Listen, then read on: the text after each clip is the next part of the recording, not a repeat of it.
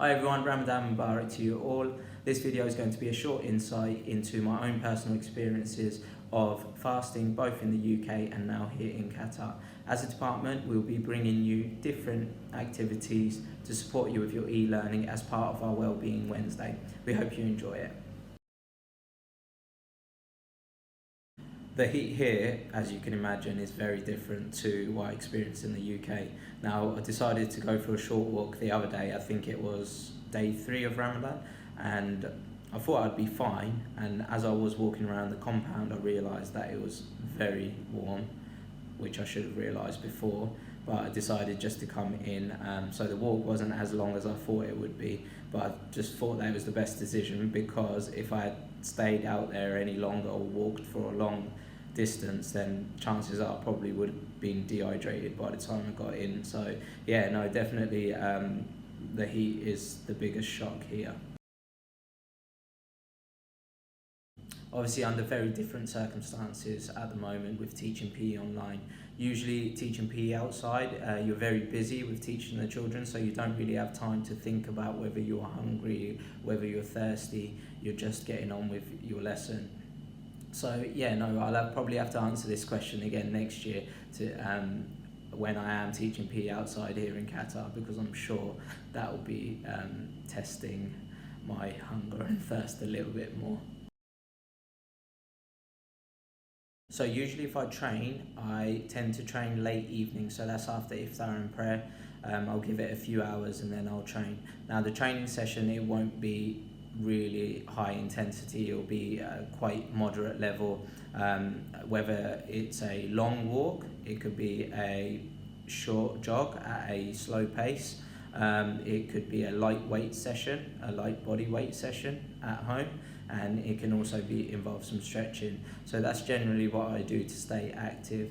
Now there are different times that some people might want to train during Ramadan, but this is the time that works best for me. So staying healthy is obviously very important during Ramadan. It is very easy to overindulge in all those unhealthy foods and snacks when you're really hungry. So yeah, no, for myself, I would generally, it's based around what I eat during suhoor and iftar. I try and keep my meals as healthy as possible.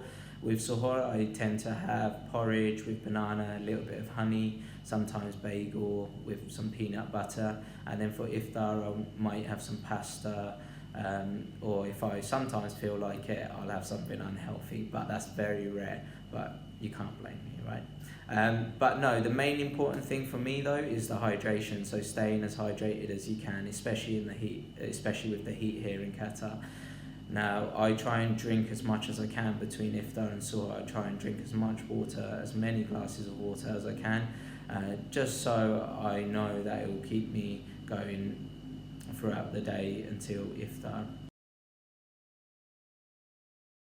So the first few days are probably the most difficult and challenging part in adjusting. Now for me, the most difficult part in adjusting during Ramadan is my sleep. Now generally I sleep pretty late and probably doesn't help, but obviously if you're sleeping late, you know that you need to be up for suhoor, which is you need to make sure that you're eating your meals before 3 in the morning. Obviously the times change each day, and that is the part I find difficult, because I know I need to be up, so you're getting disrupted sleep and then you're eating and then your body's got energy because you've just eaten, so it's really difficult to get back to sleep after that. And then also I've got to consider that I need to be up for work as well. So yeah, sleep is the most difficult part, but during the day, also in the afternoon, if I feel like I need to have a short nap, then I will, and that helps. But no, we're in day 5 now. I feel like I'm getting into a routine, a better routine, which works for me. And yeah, so I'll see if I've fully adjusted in a week or 2 weeks. Maybe ask me at the end and I'll tell you how I feel. How do you go without food for so long? I don't think I could do that. Like, I get so hungry. No, to be honest, I think as humans, like we can adapt and we can adjust, and we have a lot of mental strength, and we have more mental strength than we actually give ourselves credit for, and we can definitely do it if we wanted to. And for me, like, obviously I've done Ramadan from a young age, so for me it's the experience, and my body's got used to it over the years, and I've trained my mind and my body to be able to cope with the demands of Ramadan.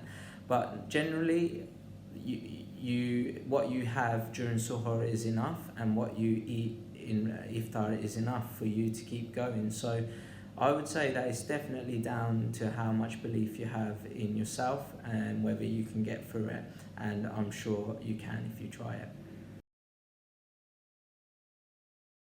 So this is a question that I used to get a lot in the UK, less so much here, but sometimes you might get the you might get the odd person that will ask you as well. So, what? You can't even drink water? Like, seriously, like, no water? So yeah, no, that one used to make me laugh a lot. And no, you can drink water, you just have to drink it during the permitted time. So whilst you're fasting, obviously no water at all. During Between iftar and suhoor, you can drink as much as you want there to try and stay hydrated. That is difficult. You will feel thirsty at certain times during the day, but it's part of Ramadan and it is what it is, so you just get on with it. So I hope that gave you a little insight into my own personal experiences of Ramadan. If you do have any questions, please feel free to email me. I will obviously answer them as best to my knowledge as possible. I wish you all a very peaceful and blessed month. Ramadan Kareem.